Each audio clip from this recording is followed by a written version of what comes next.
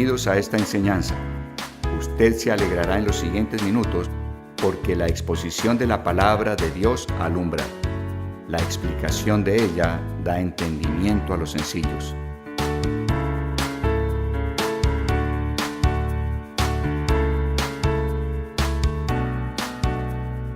Muy buenas noches, muchas gracias por acompañarnos. Siempre venimos primeramente con el deseo de dar. De modo que venimos con ese corazón. Dios pide que lo hagamos no solo de manera personal, individual, sino que lo hagamos también en medio de su pueblo, con otras personas que tienen fe en el Señor Jesucristo. De manera que por eso estamos acá congregados. Siempre debemos estar dando gracias a Dios porque el Padre fue quien nos puso en Jesucristo. Por el Padre estamos en Él. O sea, por el Padre estamos injertados en Jesús. Tú eres un pámpano y la vida de Jesús corre y fluye a través de ti. ¿Lo crees? Y pídale al Señor que te deje ver esa realidad. Eres un pámpano, una rama injertada en Él y la vida de Él fluye a través de ti. Nuestro gran trabajo es permanecer en Él, mirándonos en Él, mirándonos injertados en Él. Él ya nos puso. No es pedirle al Señor, Señor, quiero estar cerca de ti. Esa oración creo que es una oración que no tendría respuesta. Sería una oración como que alguien estando aquí dentro de este cuarto le esté pidiendo al Señor, Señor, méteme allá en el local de Pan de Vida. ¿Qué te respondería el Señor? Pues me estás pidiendo algo loco porque ya estás allá. Lo mismo sucede cuando creemos que estamos en Jesús, que fuimos injertados en Él. Estamos tan cerca como que somos una rama de Él y su vida fluye a través de nosotros. Amén. Y debes creerlo y estarlo confesando, porque la fe trae a realidad las cosas que Dios ha hecho por nosotros.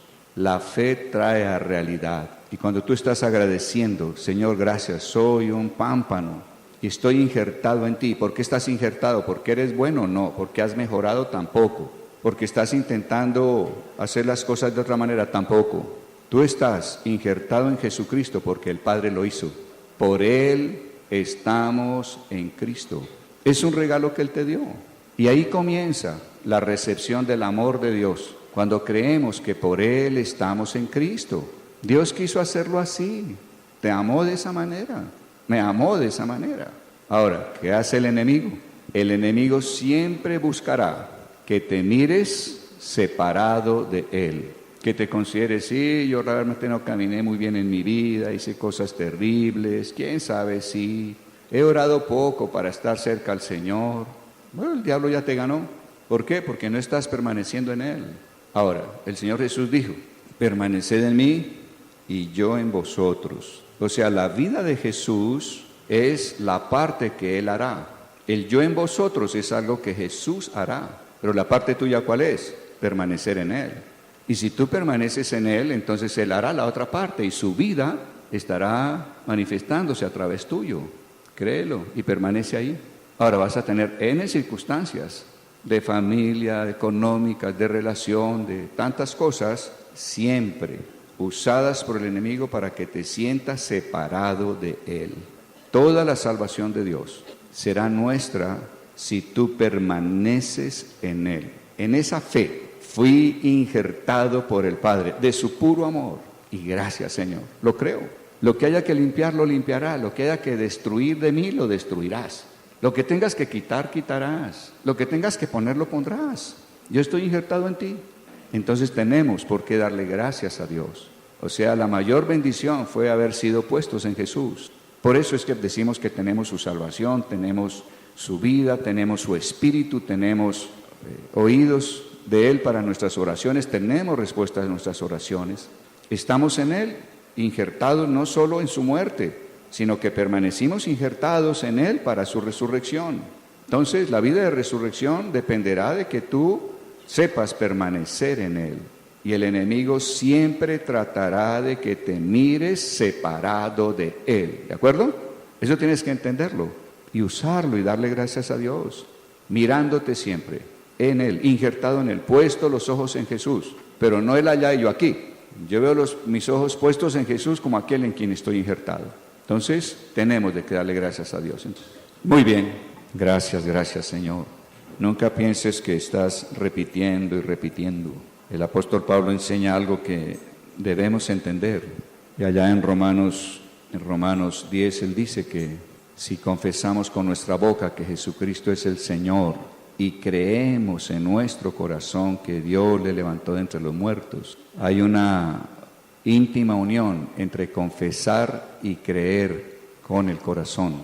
Pareciera que a medida que lo confiesas hay mayor fe en el corazón, y a medida que hay más fe, entonces lo confiesas. O sea, ¿dónde comienza? No se sabe. Comienza en el creer, comienza en el confesar. Haz lo que puedes en el momento. Entonces, a medida que confesamos, tu sangre me ha limpiado, tu sangre me ha librado, a medida que lo dices y lo dices, habrá una mayor fe en tu corazón. Porque no dirán, ay, qué repetición. No hay entendimiento. Pero cuando hay entendimiento, lo harás con todo el deseo. A medida que repites, hay mayor fe. Y a medida que hay fe, entonces lo repites más. Lo uno alimenta lo otro. Por eso la importancia de estar reiterando lo que dice la palabra. Muy bien, hemos estado trabajando, estudiando los principios básicos de nuestra salvación con el ánimo de prepararnos para el tiempo por venir en que personas te buscarán para que tú les indiques cómo caminar con Dios. Y necesitarás, como dijimos hace 8 días, necesitarás trazar bien la palabra de Dios. Les comenté una anécdota de alguna vez trabajando en el mundo del transporte especializado. Le pregunté a uno de los conductores más antiguos, hombres que su vida entera fue caminando las carreteras de este país cuando no eran autopistas como hoy en día. Y le pregunté, ¿en cuánto haces el viaje Cali-Bucaramanga? Y él me respondió, ingeniero, esa carretera la trazo en tantas horas.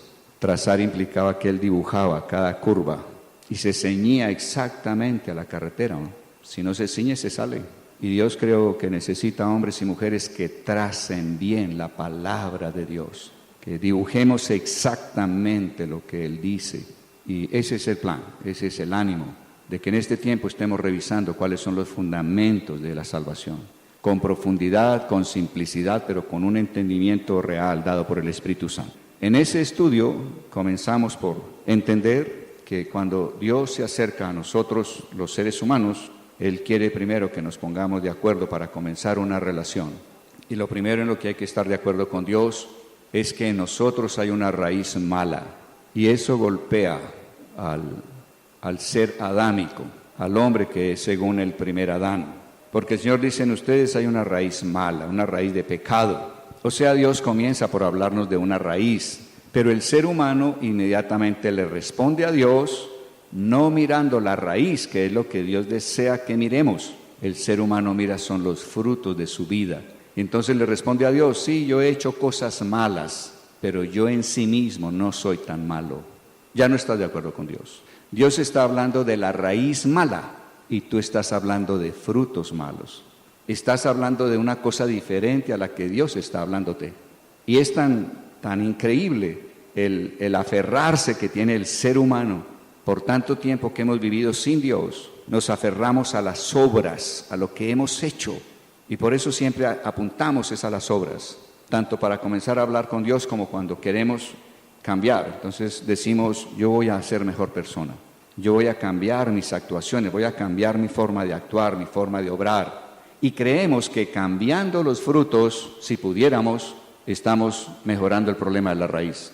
Y eso es absurdo. Dios quiere que aceptemos que tenemos una raíz mala, una raíz de pecado. Y Dios quiere decirle al ser humano, oye, el que tú cometas pecados no es lo que te hace pecador. Y eso es algo que no entendemos inicialmente.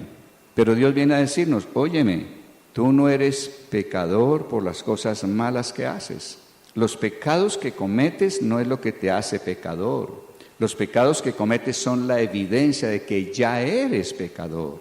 Entonces decimos, ¿cómo así? No entiendo. Y Dios diría, tú cometes pecado y haces cosas equívocas porque tienes una raíz mala. Y tú no eres culpable de la raíz mala, la tienes por herencia de Adán. Adán pecó y en ese instante todos los seres humanos fueron constituidos pecadores. O sea, Dios viene a aliviar la carga que teníamos, al decirnos, a ver, yo no estoy en contra tuya, yo no vine a juzgarte, a condenarte, vine a que tengas claridad, yo soy luz. Todas las cosas están claras, absolutamente claras en mí. Eso es lo que Dios nos dice. Y Dios dice, yo quiero que la misma claridad que hay en mí la tengas en ti. Óyeme, tú haces cosas equívocas porque tienes una raíz mala heredada. No fue tu culpa, fue herencia. En el momento en que Adán pecó, todos fueron constituidos en seres imposibilitados continuamente para agradarme. Tú pecas porque estás imposibilitado para agradarme. Tienes una raíz mala y yo tengo la solución a la raíz mala. Yo tengo la solución a los malos frutos que ha habido en tu vida. ¿Me permitirías ayudarte? Y creo que ante eso tendríamos que decir, por favor, Señor, lo necesito. Para Dios es muy importante que confesemos que somos pecadores. Eso empieza a justificarnos, empieza a alinearnos con Dios. Y vimos que por eso, cuando Él habla de esa parábola en que van un publicano y un fariseo al templo, el fariseo está justificándose, él no está diciendo, tengo una raíz mala, él está diciendo, yo hago cosas buenas, ¿no? Diezmo, ofrendo, oro, ayuno, yo hago cosas buenas. Hey, Señor, yo tengo frutos buenos. Y gracias porque no me hiciste tan malo como este publicano. Y el Señor dijo, esa parábola la estoy hablando a aquellos que confían en su propia justicia. Confiamos en nuestra propia raíz. El publicano, en cambio, ni siquiera alzó los ojos, sino que se dio un golpe de pecho y dijo, sé propicio a mí, pecador. Y salieron. Y Jesús preguntó, ¿cuál de los dos salió justificado? ¿Cuál de los dos estaba de acuerdo con Dios? Y Jesús dijo, el publicano. ¿Cuán importante es para Dios que digamos, soy pecador, tengo una raíz mala, es herencia? Yo no transgredí a la manera de la transgresión de Adán, eso es cierto. Pero la transgresión de Adán trajo a mí esa raíz. Y todos los pecados que he cometido son evidencia que hay una raíz mala en mí. La raíz es mala, soy pecador, tengo una mala raíz. Empezar ahí es algo fundamental en el mundo de la salvación. Y Dios sabe que el ser humano necesita algo sobrenatural para convencerlo de que es pecador. ¿Cómo será la terquedad en nuestra propia justicia? Que el Señor prometió que Él subiría al cielo y mandaría a su Espíritu Santo para que nos convenciera de pecado. Óyeme, necesitamos algo sobrenatural para convencernos de que tenemos una raíz mala. Y muchos, aún siendo cristianos, no tenemos esa convicción. A lo mejor aún decimos, no, soy cristiano, Dios fue bueno conmigo porque es que yo no fui tan malo. Dios me trajo a sus pies debido a que yo he hecho cosas malas, pero en sí mismo no soy tan malo. No es cierto. Tu raíz es tan mala como la de cualquier mortal. Entonces, comienza entonces Dios por convencernos de pecado y luego entonces Él dice, bueno, usted tiene dos problemas, los pecados y el pecado. Voy a resolver ambos problemas. Un primer problema es los productos de esa raíz, los pecados en plural. Y otro problema es la raíz misma y voy a resolverlos ambos. Y uno diría, Señor, por favor, lo necesito. Y Dios diría, voy a empezar por los pecados. Y quiero que sepas que si tú miras a Jesucristo mi Hijo y crees que Él llevó tus pecados a la cruz y que derramó su sangre por esos pecados, si tú crees que Él te sustituyó en ese derramamiento de sangre por tus pecados, entonces yo veré la sangre de Jesús para contigo. Veré la sangre de Jesús a tu favor. Vimos que entonces, cuando yo creo que Jesús llevó mis pecados a la cruz y por esos pecados derramó su sangre. ¿Y por qué la derramó? La derramó porque Dios establece que la paga del pecado es muerte. O sea, cuando una vida no vive para agradar a Dios, sino para hacer las cosas equivocadas, esa vida o ese hombre que vive esa vida pierde el derecho a la vida. Cuando nosotros vivimos para cometer pecados, perdemos el derecho a la vida. Por eso es que Dios dice que la paga del pecado es muerte, o sea, la paga del pecado es quitar la vida, porque ya perdió esa persona el derecho a vivir. Tenemos derecho a la vida siempre y cuando la usemos para agradar a Dios. Pero cuando tú la usas para algo diferente, pierdes el derecho a la vida. Y entonces diríamos, ¿y cómo pierdo el derecho? ¿Cómo viene la muerte? Y Jesús dice, o la palabra de Dios nos dice, que la paga del pecado es muerte.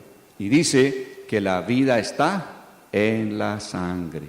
O sea, Para que una persona pierda la vida, hay necesidad de que sea regada, derramada su sangre. Por eso es que hay derramamiento de sangre, porque en la sangre está la vida. Entonces nosotros debíamos haber muerto en la cruz y nuestra sangre debió ser derramada. Pero Dios, en su infinita misericordia, desde el mismo huerto del Edén nos habla de que Él provee un sustituto. Y entonces, en el huerto indudablemente debió sacrificar cordero por la transgresión de Adán. Por eso fue que Adán no fue inmediatamente muerto, ni derramada su sangre. Pero hubo inmediatamente muerte de un animal. ¿Y por qué un animal? Porque a partir de ese momento en que Adán cayó y todo ser humano fue constituido en pecador, supongan que en esa época hubiera habido otros seres humanos. Ninguno de ellos podría haber derramado su sangre por Adán. ¿Por qué? Porque todos estaban bajo pecado. Se necesitaba una criatura inocente. El animal era inocente de pecado. Entonces Dios en el huerto provee un cordero, lo sacrifica, o sea, el cordero derrama su sangre por Adán, y desde allí comienza entonces Dios a mostrar el gran principio de la redención que se llama la sustitución. La sangre tiene que ver con la sustitución. Jesús fue un sustituto, el único que podía ser sustituto nuestro en cuanto al derramar su vida por llevar nuestros pecados. Entonces yo miro a la cruz y veo a Jesús con todos mis pecados puestos sobre Él.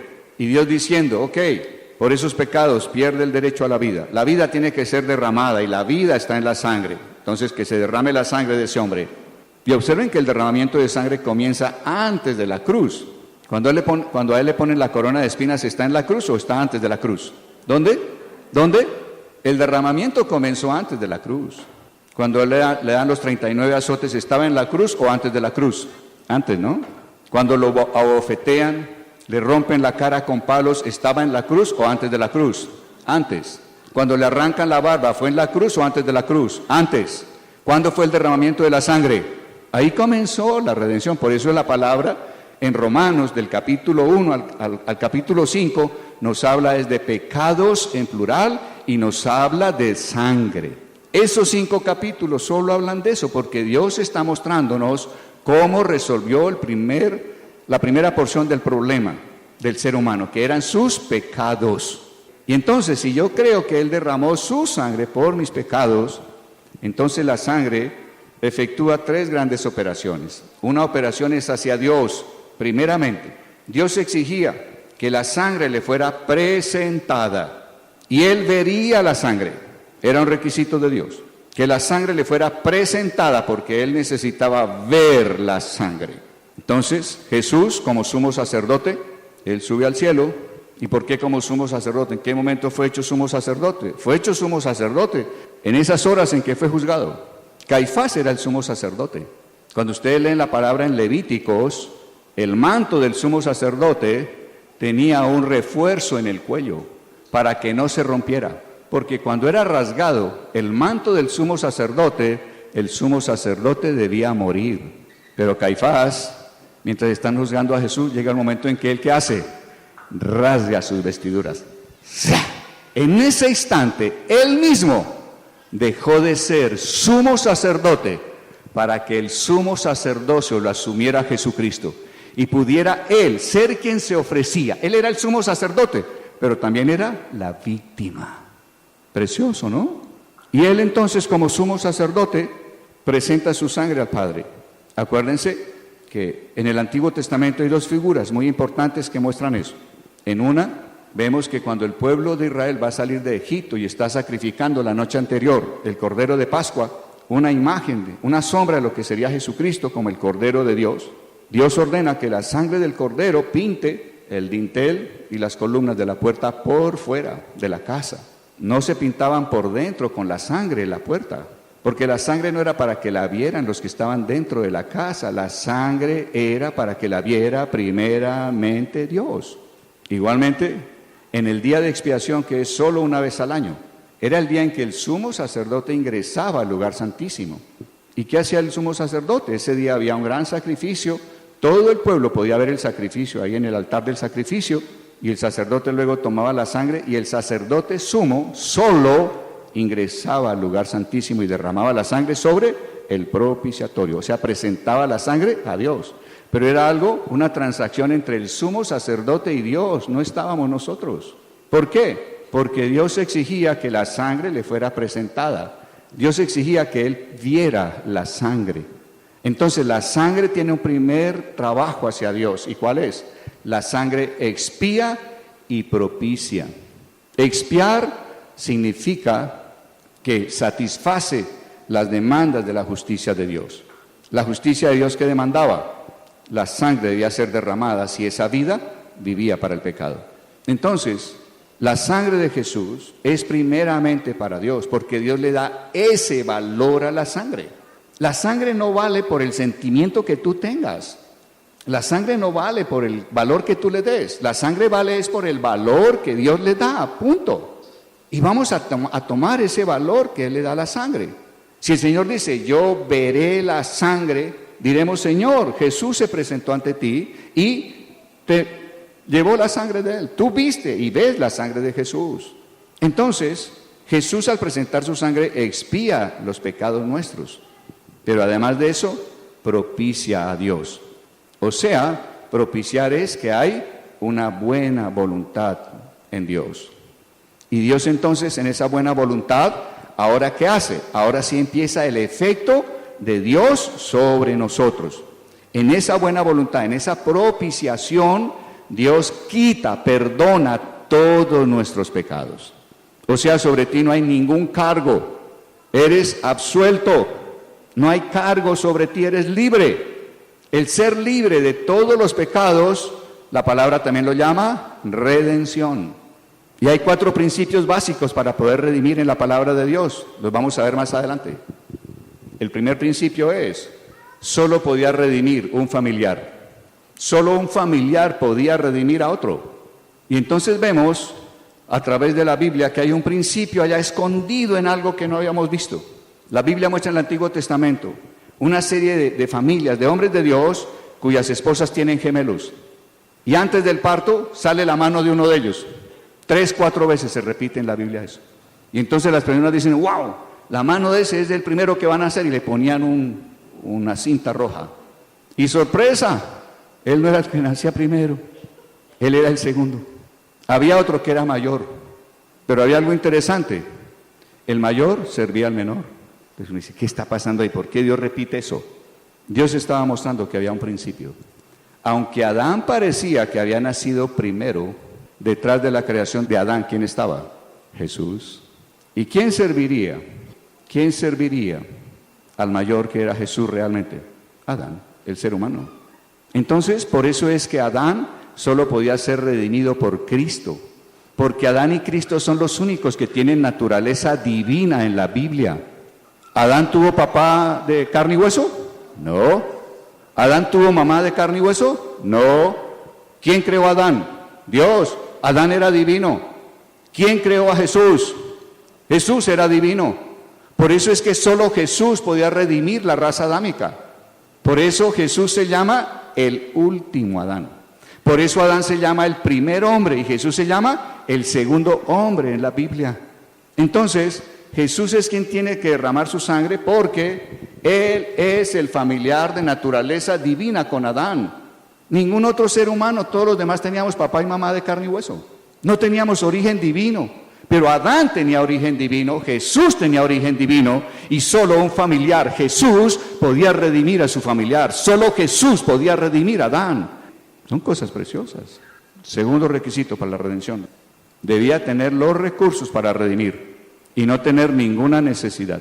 Es algo equivalente a que tú estuvieras quebrado económicamente y quisieras ir a firmar un pagaré para que le presten plata a tu hermano que está en la olla.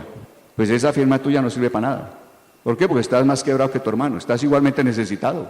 Jesús no tenía necesidad de ser redimido. Él siempre fue puro. Él nunca cayó. En Él no hubo pecado.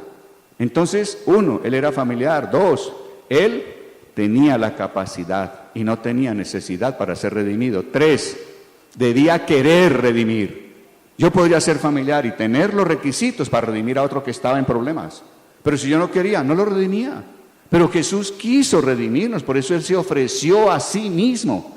Él se ofreció a sí mismo de su libre albedrío. Él dijo, yo yo pago el precio. Yo quiero redimir al ser humano, yo quiero redimirlo. Voy a derramar mi sangre, voy a pagar la totalidad del precio.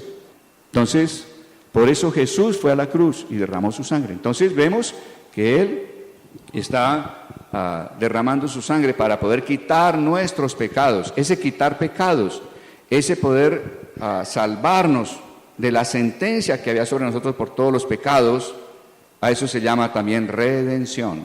Y entonces vamos después a estudiar detenidamente estos aspectos de la redención. Entonces la sangre actúa en Dios, expía. Dios ve que se hace justicia con lo que Él ha pedido, derramar la sangre donde hay pecados. 2, Dios es propiciado, hay buena voluntad en Él, hay agrado en Él. Y entonces con ese agrado, esa buena voluntad, porque Él ha sido expiado, Él ha sido propiciado, ha sido satisfecho con el derramamiento de esa sangre, Él ahora, ¿qué hace? Quita los pecados del ser humano. Empiezan los beneficios para nosotros. Segundo beneficio, quita toda condenación que hubiera de parte de Dios hacia nosotros, toda condenación del diablo para con nosotros y toda condenación de nosotros para con nosotros mismos.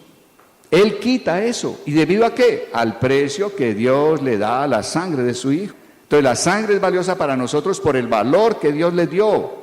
Y ese valor es el que hace que exaltemos la sangre de Jesús como una parte poderosísima de su redención. Hoy hicimos eso en la alabanza. Pero ahí no queda. Dios sigue dando beneficios. Por la sangre nosotros somos reconciliados. Reconciliar es que nuestra mente es cambiada en nuestra relación con Dios. Éramos enemigos en nuestra mente y de enemigos pasamos a amigos de Dios. Dios cambió nuestra mentalidad, o sea, somos reconciliados con Dios. Son efectos muy poderosos de la sangre de Jesús. Eso es lo que hemos estado entonces revisando. Los primeros 5 capítulos de Romanos, reitero, hablan de esto. Pecados, sangre, sustitución. Y si tú lo tienes claro, te va a ser muy fácil leer y estudiar esos primeros 5 capítulos. ¿Y por qué todo esto? Ustedes vieron, me llegó un video esta mañana. Ayer en la Plaza de Bolívar se reunió multitud de gente, ¿no? Proclamaron el inicio del partido de las FARC, partido político, con toda clase de chamanes, brujos, etcétera. Vienen cosas difíciles. Dios, a través de todo lo que suceda, quiere recoger a mucha gente, pero ¿a través de qué? De aflicción, de cosas difíciles, de juicio. Y poco a poco ustedes ven, se van calentando las situaciones. ¿Lo han visto o no? Gradualmente, paso a paso, se van calentando. ¿Cómo le compartirías a una persona que esté afligido porque el juicio de Dios lo alcanzó en algo? ¿Cómo le compartirías? Uno oye, por ejemplo, decir, es que en Venezuela adoran ídolos, viven entregados a José Gregorio Hernández, viven entregados a.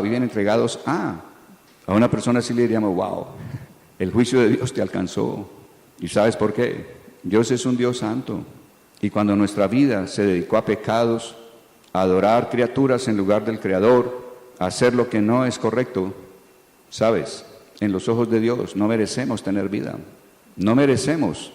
Y Dios pide que una vida así sea derramada. Y la vida está en la sangre. De modo que Dios te está dando oportunidad. Si tú crees que Dios puso en Jesucristo todos tus pecados y que Jesús, por esos pecados, cumplió lo que Dios demandaba, que la sangre fuera derramada. Si crees en eso, tú serás salvo. ¿Podrías? ¿Crees que lo necesitas? La sangre es presentada a Dios para esto, para esto. La sangre tiene sobre ti estos beneficios. 1, 2, 3. Son tuyos. Es un hecho que Jesús fue a la cruz. Tener fe consiste en creer los hechos de Dios. Ahora, los hechos de Dios son cosas invisibles. Tú no estuviste allá, pero crees que Jesús fue a la cruz, crees que Jesús derramó su sangre. Y si crees en esos hechos divinos que son invisibles, a eso se llama fe. Fe es creer lo que no ves con tus ojos físicos. Fe es creer los hechos eternos de Dios que son invisibles al ojo físico. Eso es fe.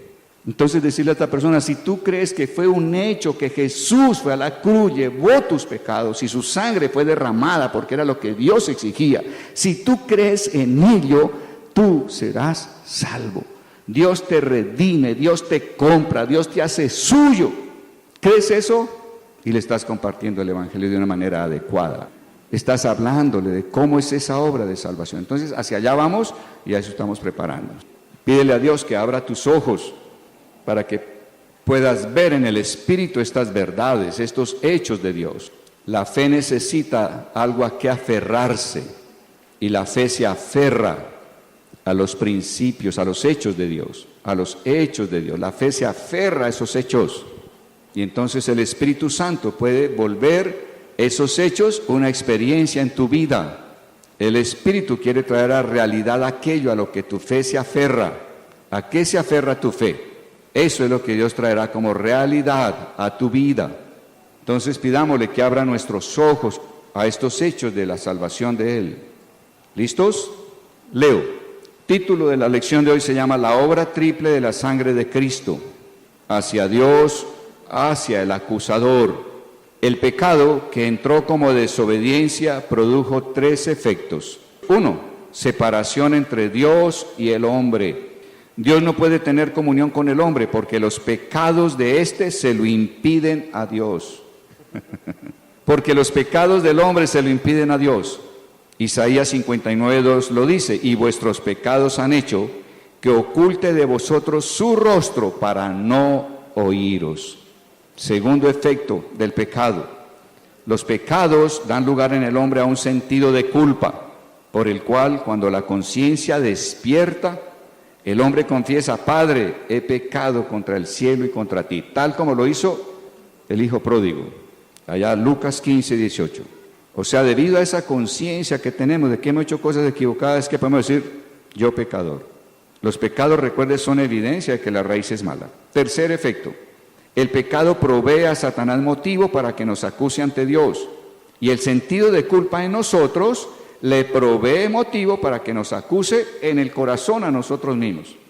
El acusador nos acusa ante Dios y nos acusa entre nosotros mismos.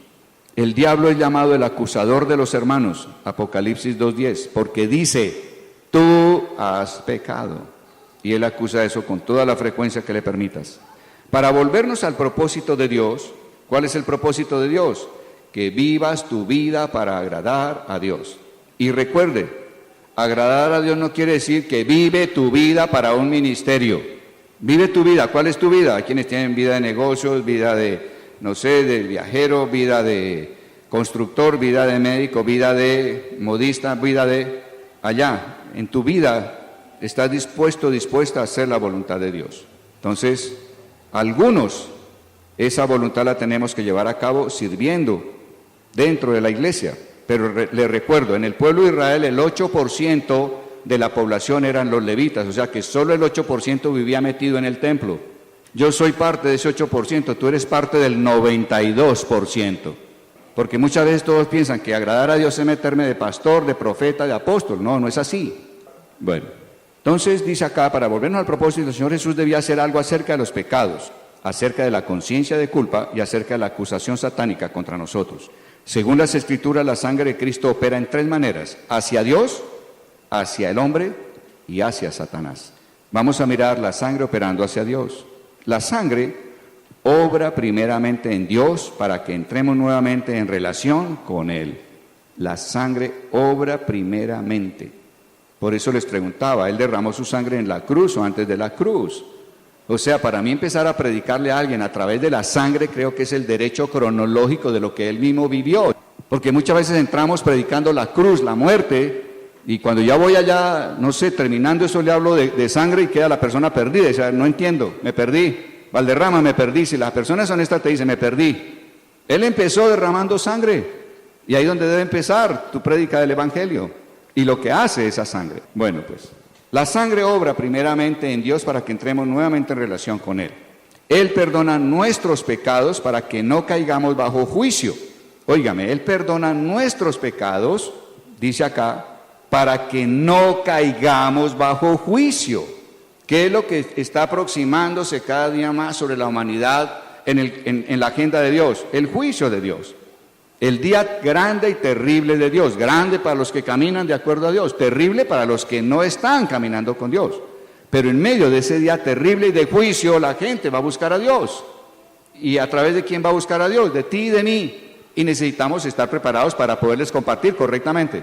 Entonces dice, para que no caigamos bajo juicio, no porque Él pase por alto los pecados cometidos, no es que Dios diga, no, es que ustedes son tan queridos, que no voy a pensar en los pecados tuyos, no, de ninguna manera, de eso no se trata. No porque los haya pasado pues allá desentendidamente por alto, sino porque Él ve la sangre. ¿Qué es lo que me libra del juicio de Dios? La sangre de su Hijo. Miren por dónde empieza todo. En las festividades anuales de Dios que hemos de celebrar, está el día de expiación, el cual es parte de las fiestas de otoño. Es el que sigue al día de shofares, trompetas. Esta celebración explica con toda claridad que la sangre es primeramente para Dios y luego para nosotros. En Levíticos 16 encontramos que en aquel día la ofrenda por el pecado, que consistía en un animal, era presentada públicamente sobre el altar en el atrio del tabernáculo. Todo el ritual podía ser visto por todos, pero el Señor mandó que ningún hombre entrara en el tabernáculo, sino el sumo sacerdote.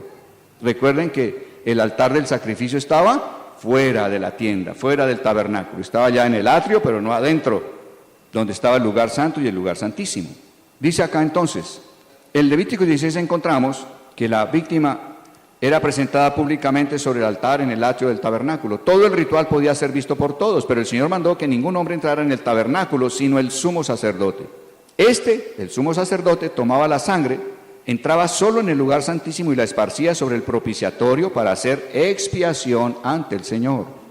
El sumo sacerdote era una figura del Señor Jesús en su obra redentora. Hebreos 9, 11 y 12.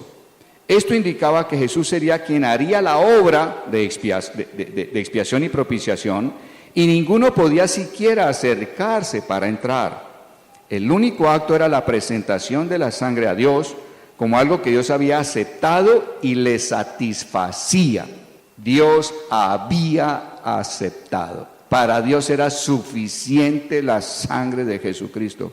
Punto. Y si lo es para Dios, tú tienes que tener claro que también debe ser para el diablo. Y debe ser claro que es también suficiente para ti.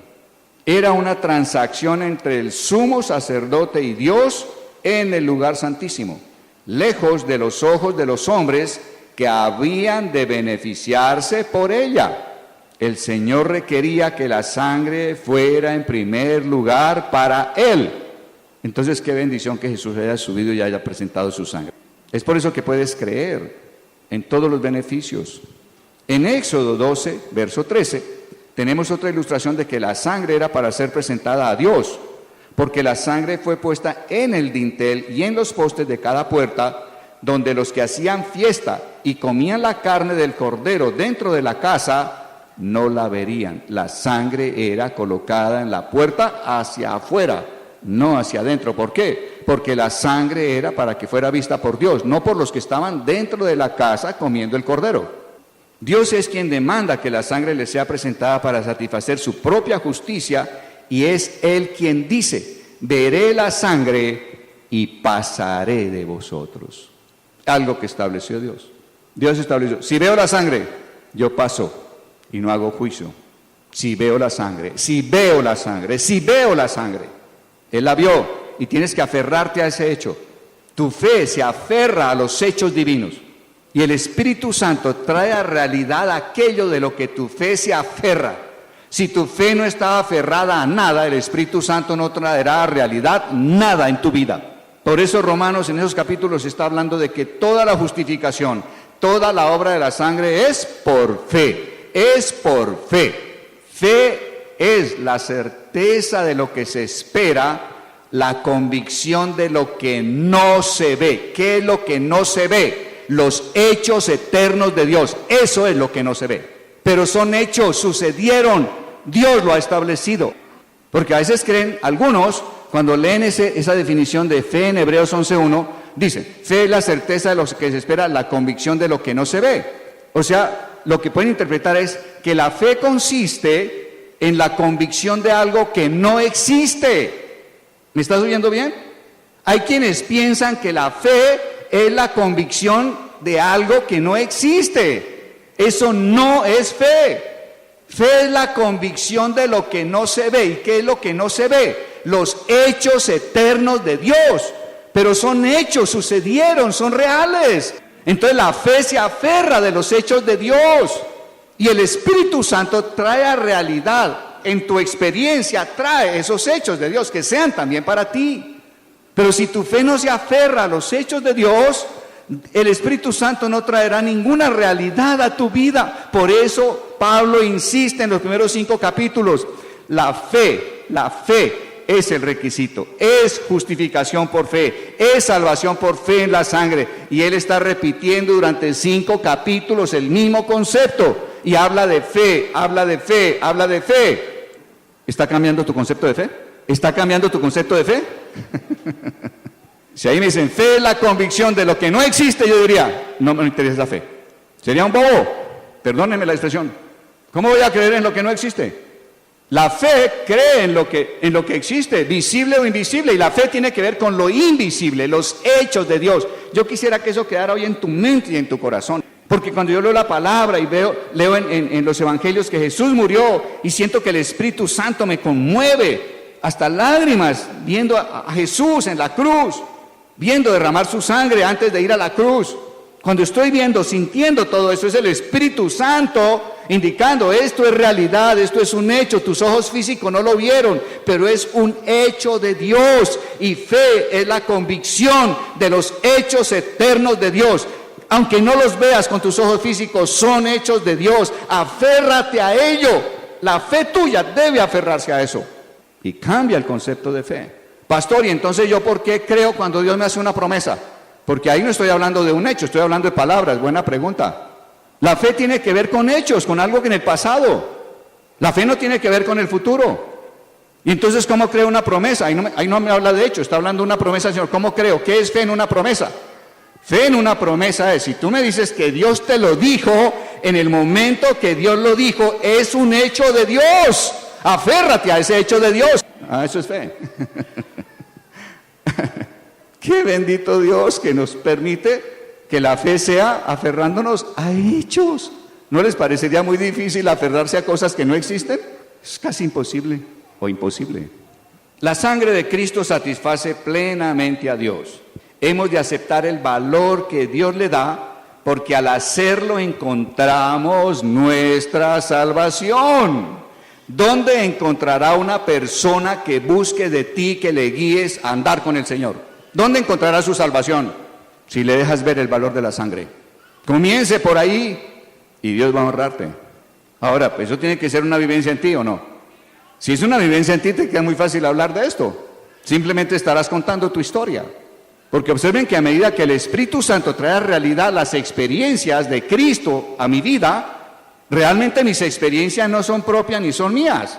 Lo que Dios está haciendo es que las experiencias de Cristo vengan a ser también mis experiencias. Por eso es que Dios dice que estamos inscritos en el libro de ¿qué? De la vida. Tú estás inscrito en este libro si las experiencias de Cristo que habla aquí, el Espíritu Santo ha logrado hacerlas por tu fe también, tus experiencias. Sacuda la cabeza, no importa, yo la sacudo cuando estoy así como, a ver Dios, ¿qué me estás diciendo? Y vuelvo, leo, digo, no entiendo, a ver, por favor, enséñame. Tu experiencia no es cosa nueva. Tú las llamas tus experiencias, pero en realidad son las experiencias que tuvo Cristo, que el Espíritu Santo las está trayendo a que sean una experiencia tuya. Eres uno con Él, tu historia es la historia de Él. La historia de la cruz de Él es tu historia. Es tu historia, es tu historia. ¿O acaso has visto que eso es solo la historia de Él? No, es tu historia. La historia de Cristo derramando su sangre en la cruz, muriendo, resucitando, sentado a la diestra del Padre, completos en todo, con vida de resurrección, vivificados, justificados. Todo eso fue la historia de Jesús. Pero la historia de Jesús es tu historia, es tu historia, es tu historia. Mientras no vivas esto, sentirás que eres un ente aparte. Para mí esto es mi historia. Y lo que no he experimentado, quiero experimentarlo. Y entonces me aferro a los hechos de Dios. Le digo, Santo Espíritu de Dios, creo, mi fe está aferrada a esto. Trae la experiencia a mi vida. Quiero que eso sea mi experiencia. Que la experiencia de Él se extienda hasta mí. Que esta sea mi biografía. Gracias, Señor. Es cuestión de fe. Ahora sí lo estamos entendiendo. Es cuestión de fe. los hechos eternos de Dios.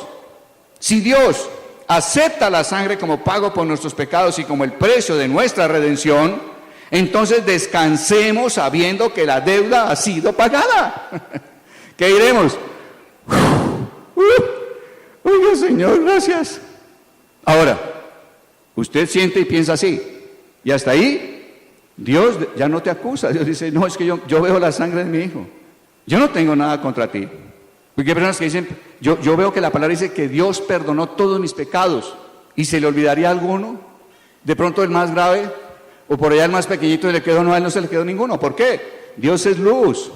Ante los ojos de Dios todas las cosas están desnudas y abiertas, todas. Él tomó desde el mayor de tus pecados al más insignificante y lo puso en la cruz, lo puso allá como un edicto, un acta que la clavó en la cruz sobre Jesús, de modo que espiritualmente podrías pasar y decir, ese hombre fue crucificado y derramó su sangre por mí, porque ahí están escritos todos mis pecados, del mayor al mínimo, están escritos. Él murió por eso. Entonces, en el archivo de Dios, en la contabilidad de Dios, nada debes ante Dios.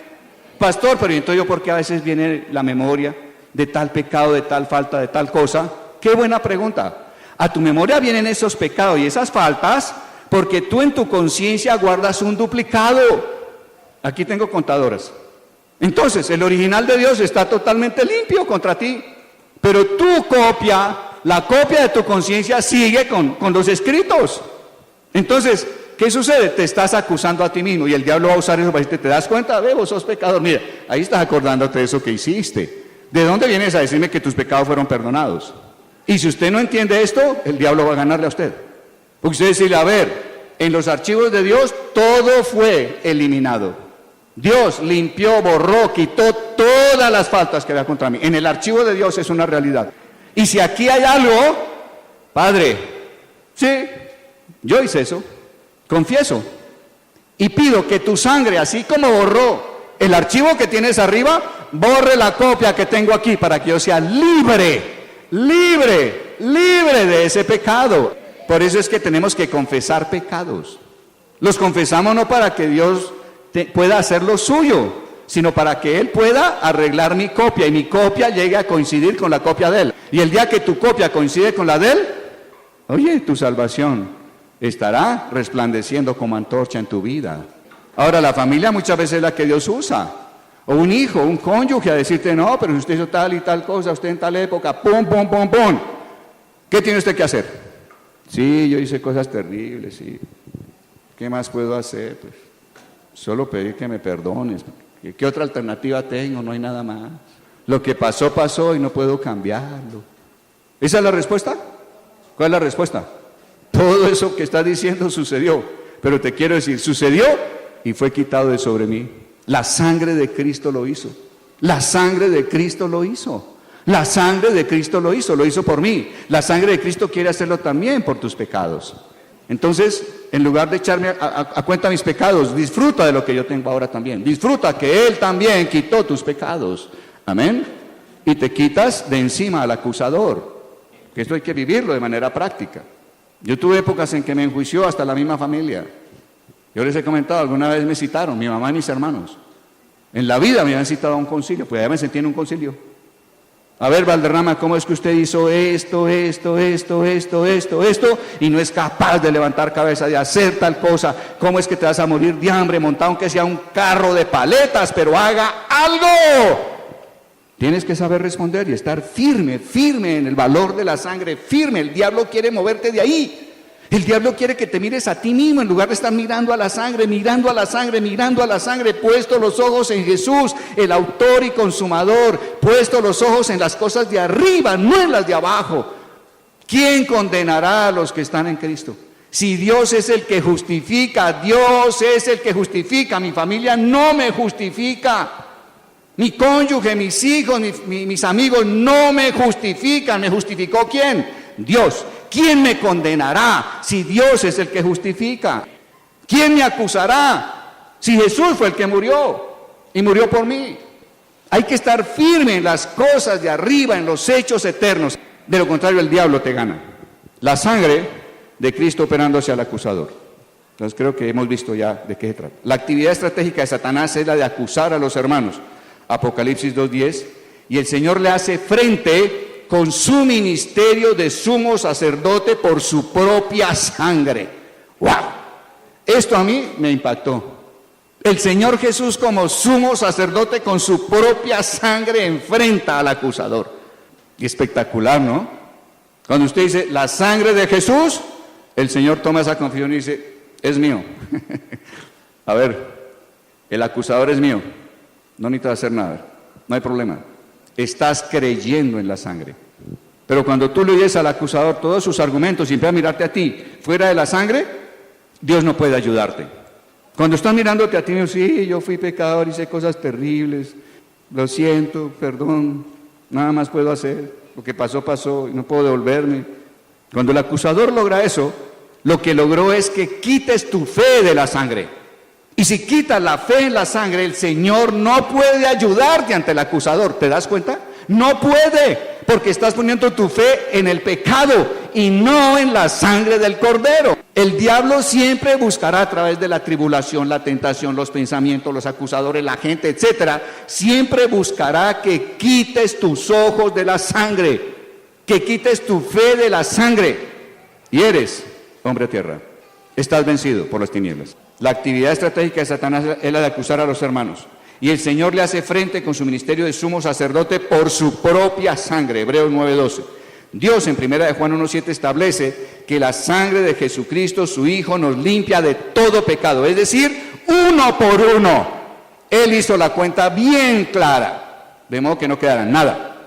Aunque no tenga un conocimiento profundo de mí mismo, aunque piense que Dios no me conoce perfectamente, si tratara de esconder algo, si me olvidara de alguna falta, nada de eso impedirá que la sangre me limpie de todo pecado, porque no se trata de cómo me veo, qué veo yo, se trata de lo que Dios vio, y Él lo ve todo, uno por uno. Entonces, wow, oiga Señor, gracias.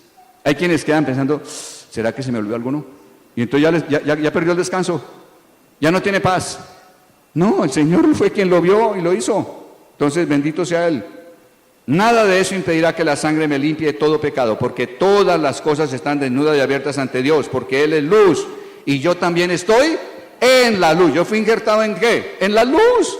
Entonces, Dios es claro, tiene que haber claridad para mí también. Como Dios ve todos nuestros pecados en la luz y los perdona sobre la base de la sangre, ¿qué terreno de acusación tiene Satanás? ¿Qué terreno tiene? Si Dios es por nosotros, ¿quién contra nosotros? Romanos 8:31. Cuando Satanás nos acusa ante Él, ante Dios, Dios le indica la sangre de su amado Hijo como contestación suficiente que no le permite a Satanás pedir que sea revocado el perdón dado por Dios. Cuando el diablo quiere acusarnos ante Dios, el diablo está buscando apelar. Apelar en el término jurídico significa revocar la sentencia de un juez.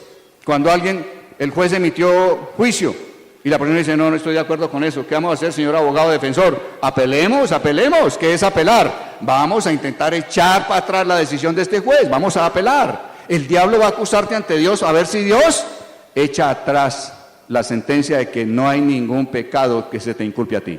Y el diablo sabe que no puede apelar, ante la sangre no hay apelación, ante la sangre no hay apelación. Dios lo dice y será eternamente. No hay apelación. Sin embargo, en nuestra mente a veces aceptamos que podría echar para atrás Dios. Muy bien. ¿Quién acusará a los escogidos de Dios? Dios es el que justifica, o sea, el que absuelve. ¿Quién es el que condenará? Cristo es el que murió, más aún el que también resucitó, el que además está a la diestra de Dios, el que también intercede por nosotros. Romanos 8, 33 y 34. Notemos que las palabras de Hebreos 9:14, cuanto más la sangre de Cristo, enfatizan la suficiencia de su ministerio. La sangre basta para Dios. Punto. Parece ahí, hermano, y verás la realidad de la salvación. Cuando Satanás nos acusa en nuestra propia conciencia, no le argumentemos con nuestra buena conducta o sentimientos, sino siempre con la sangre y sin movernos de esa posición. Viene el diablo y te dice, usted fue un adúltero, usted fue un sinvergüenza, usted despilfarró, usted hizo, usted dejó de hacer, y ahí está el diablo dándote madera, ¡pu, pu, pu, pu! Y entonces, ¿cómo le contestas? Sí, pero yo cambié. Eso no es respuesta, por favor. Sí, pero voy a cambiar. No, sí, pero yo he mejorado. Eso no es respuesta. Y es la que normalmente usamos. ¿Cuál es la respuesta? Satanás, ¿hay algún problema? La sangre de Cristo. Ve y habla con mi abogado defensor. Él fue el que murió, él fue el sumo sacerdote, él entregó su sangre, Dios la aceptó. Ve y habla con él.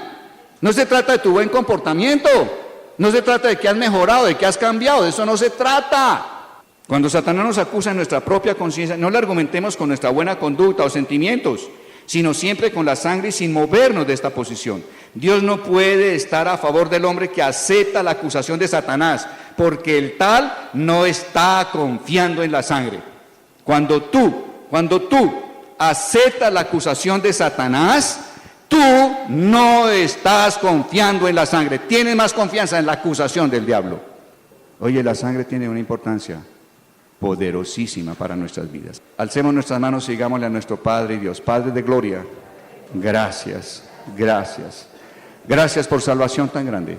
Gracias por tu Espíritu Santo revelándomela.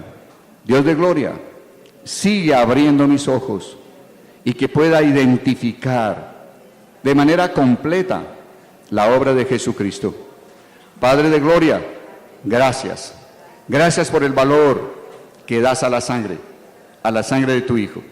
Gracias, Padre. Gracias, Señor. Hoy me aferro al hecho divino, al hecho eterno de que Jesús derramó su sangre. Mi fe se aferra a ese hecho y pido al Espíritu Santo que traiga esa realidad a mi vida, que traiga a mi vida la realidad del perdón de pecados, que traiga a mi vida la realidad de la reconciliación, que traiga a mi vida la realidad de la redención por el perdón de pecados. Padre nuestro, gracias. Gracias por salvación tan grande. Señor Jesús, gracias por la redención. Gracias porque de tu propia voluntad te ofreciste como cordero. Bendito seas. Señor Jesús, te amo. Señor Jesús, te pertenezco. Me compraste por precio y hoy declaro con mi boca que eres el dueño de mi vida y creo en mi corazón que Dios te levantó de entre los muertos. Padre de gloria, gracias. Dame tu Espíritu Santo, dame tu Espíritu, dame el nacer de nuevo, dame la vida de resurrección. Te lo pido en esta noche y te doy gracias. Gracias, Señor.